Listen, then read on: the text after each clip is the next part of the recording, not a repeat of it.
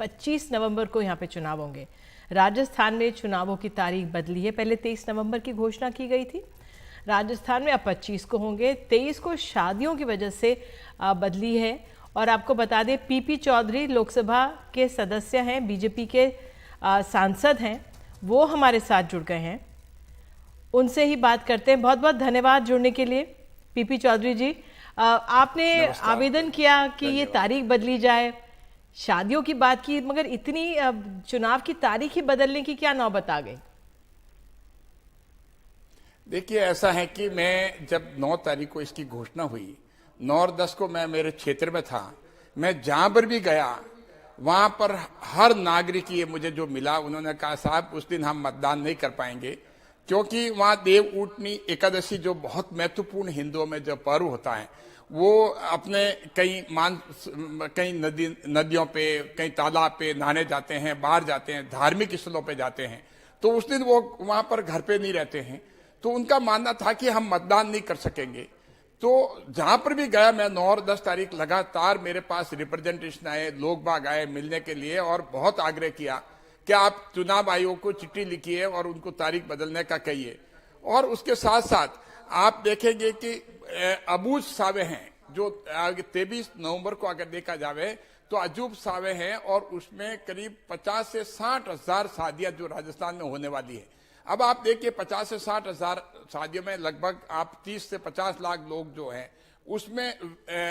Involve होंगे, उसमें लगेंगे, तो मतदान के लिए कैसे आएंगे? और उसके साथ साथ मतदान के साथ साथ जो कर्मचारी हैं, सरकारी अधिकारी हैं, कर्मचारी जो मतदान के लिए लगेंगे 23 तारीख के लिए, उनके लिए भी बहुत कठिनाई का काम था, क्योंकि वो भी धार्मिक लोग हैं, अपने धर्म के हिसाब से, अपने संस्कृति के हिसाब से अपने धर्म स्थलों पे जाते हैं, तो तीनों के लिए बहुत परेशानी का कारण बना हुआ था। तो मैंने आज सुबह ही आते ही 10 बजे मैंने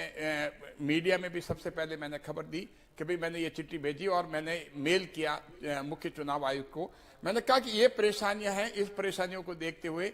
23 नवंबर को नहीं रख करके या तो उसके 2 दिन आगे कर दिया जाए या 2 दिन पीछे जो है वो मतदान का रखा जाए, क्योंकि चुनाव आयोग स्वयं कहता है, पूरा उसमें लगा रहता है, करोड़ों रुपए खर्च करते हैं कि ज्यादा से ज्यादा मतदान हो। अगर ज्यादा से ज्यादा जब हम ऐसी तिथि लेंगे कि उस दिन ज्यादा से ज्यादा मतदान हो ही नहीं सकता, उस दिन तो कम से कम मतदान होगा, तो ऐसी स्थिति में चुनाव आयोग ने भी, और उनको पास भी रिप्रेजेंटेशन पहुंचे, उन्होंने भी सोचा भाई कि इस समय जब हम एक तरफ लोकतंत्र में मतदान की बात करते हैं ज्यादा से ज्यादा, और उसमें जब मतदान नहीं हो पा रहा है इस कारणों से, मेरा मानना है कम से कम 1 करोड़ लोग राजस्थान में मतदान से वंचित रहते, क्योंकि वो सारे, मैं ये कम से कम बता रहा हूं, तो आप सोच सकते हैं कि 1 करोड़ लोग मतदान से वंचित रहते हैं। हमें ऐसी तिथि रखनी नहीं चाहिए जिससे ये इस तरह की प्रॉब्लम आती है। तो मैं चुनाव आयोग को इसके बाद लिए मैं धन्यवाद देता हूं कि उन्होंने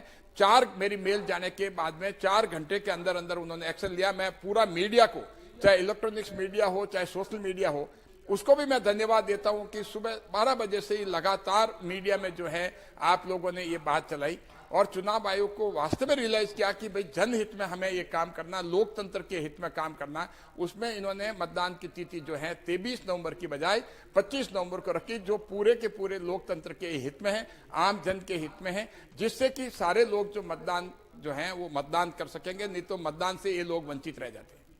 आखिरी में संक्षेप में बता दीजिए चौधरी जी, क्या आपके और जो साथीगण हैं, नेतागण हैं जिनको टिकट मिला, उनकी भी राय आपने ली थी? क्योंकि अगर आप कह रहे हैं 50 से 60 हजार शादियां और 1 करोड़ लोग इससे जुड़े हुए, तो वाकई में आंकड़ा जो है बहुत ही बड़ा हो जाता है। क्या आपको और पार्टी के लोगों ने भी कहा, और सदस्यों ने भी कहा? नहीं, मुझे पॉलिटिकल पार्टी ने किसी ने नहीं कहा, मुझे सिर्फ आम जन ने कहा। वो सभी लोग जो हैं मतदाता, आम मतदाता ने कहा, जो धार्मिक जुड़े हुए उन लोगों ने कहा, जो चुनाव से जुड़े हुए हैं उन लोगों ने कहा, जिनके घरों में शादियां हैं उन लोगों ने मुझे कहा कि सिर्फ हमारे यहाँ नहीं, उन्होंने कहा 50 से 60 हजार शादियां, तो उन लोगों ने मुझे ये आंकड़े दिए। उसके आधार पे मैंने मेरे पास जब मैं एक जनप्रतिनिधि हूं, मेरा दायित्व तो बढ़ जाता है कि मेरे लोकसभा में जो आवाज उठती है उस आवाज को मैं मुख्य चुनाव आयुक्त तक पहुंचाऊं। चलिए, बहुत बहुत धन्यवाद।